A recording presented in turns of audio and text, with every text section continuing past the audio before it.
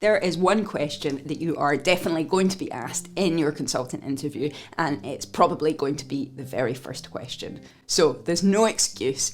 We need to be prepared. We need to have our answer ready to go. I'm going to share with you a framework so that you can answer the most common question in interviews well and be ready to present yourself in the best light possible.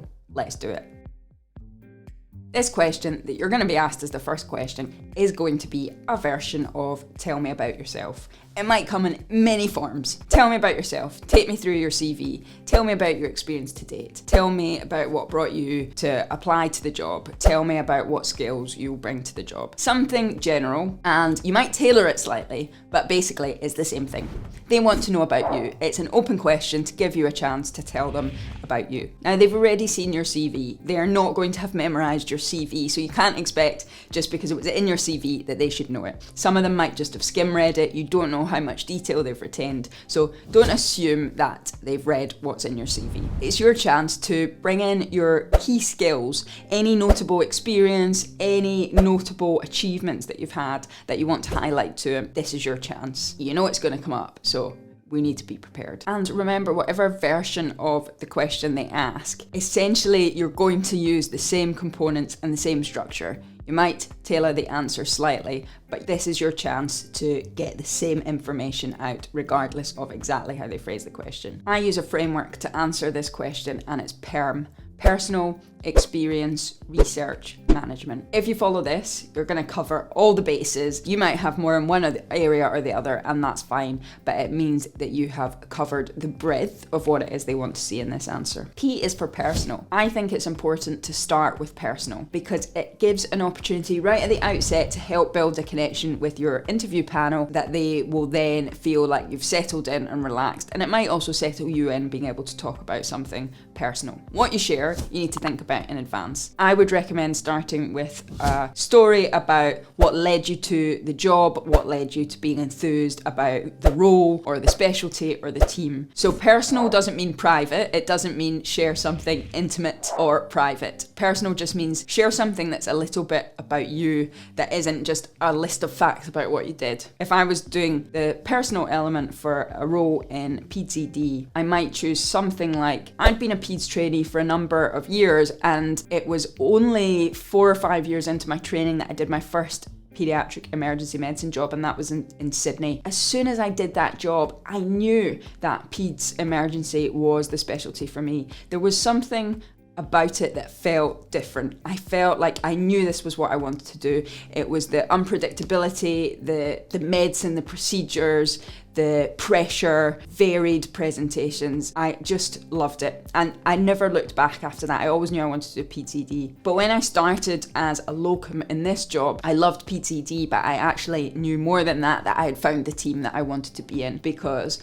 I just felt like I really fitted, that we all had skills that complemented each other. We're not all the same, but we all have our own strengths and weaknesses and balance that out and support each other. So every single day when I get up and I come into work on this locum shift, I am happy. I'm looking forward to coming to my job, and that is a wonderful thing, and that's one of the reasons why I really wanted to apply for this substantive role. So I've chosen something that's sort of personal. It says a bit about me.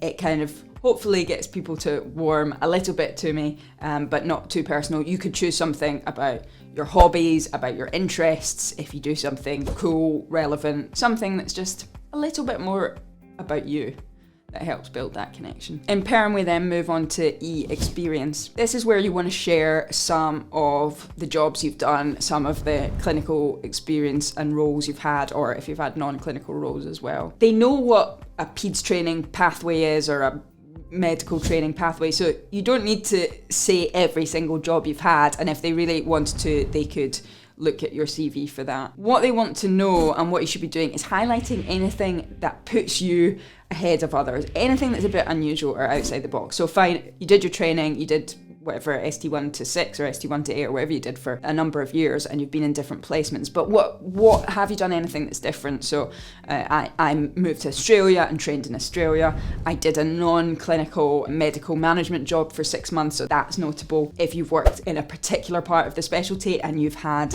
experience in that, that would probably be relevant. So it's really your job to highlight the things that put you ahead of other people. So yes, you make it clear you've done the routine training, but here's the extra bits you've had. If you've had any experiences, global health, anything else that's worthy of mentioning at the experience part, that's what you want to highlight, because you want them to remember these things that will set you aside from the other candidates. One thing that's really helpful to do is to think about 3 things in advance that you want to bring out in this E part, in the experience part of PERM, because that way you'll have them ready to hand and you'll be able to easily talk about them and you're not going to forget them. So try to think of 3 key highlights that you have in your experience. The R is for research, and I would include any academic stuff and education in here as well. And you might not have as much research, you might have more education, or the other way around.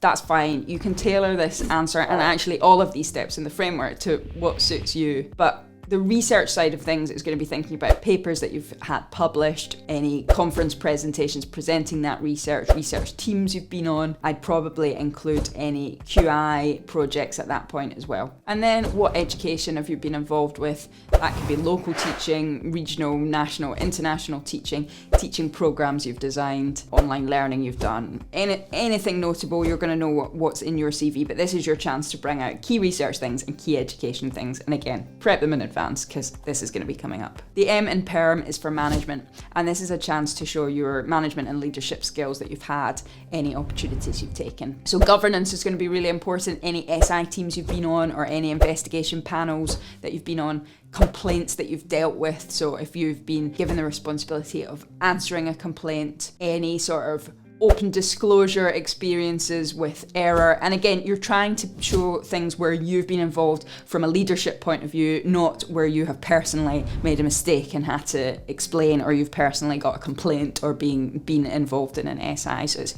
times when you've taken a leadership role in doing that. Service development should be coming up here. Have you done audits that have changed practice? Have you revised guidelines, revised elements of patient flow, or the way clinics are run, or the way patients are checked in, or whatever? This is where it's a good time to bring it up in the M of PERM. What have you done to help with service provision? And then leadership in the day-to-day running of the department could come here. So what kind of management roles have you taken?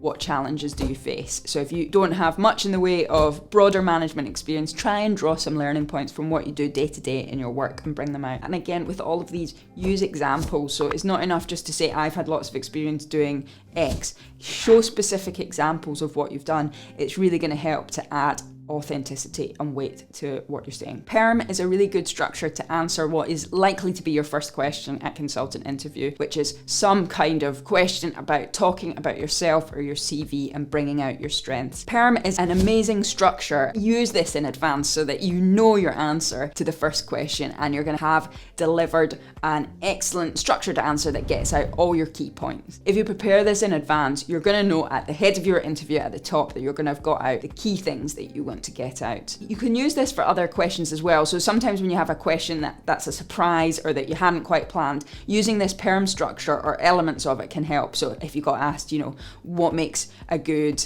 leader, you might be able to draw out elements of this PERM structure so that you can relate that and help structure your answer. So keep it at the back of your mind. It's a really good structure, but it's important to adapt and be flexible. You won't always be able to include all of the elements. Ideally, you should in that first question in your interview, but when you're using it for other answers, there may be parts that you leave. That's fine. Pick and choose which parts you want, but it helps to give you a framework. This is a really easy one because it's definitely going to come up and you've got one question in the bag already.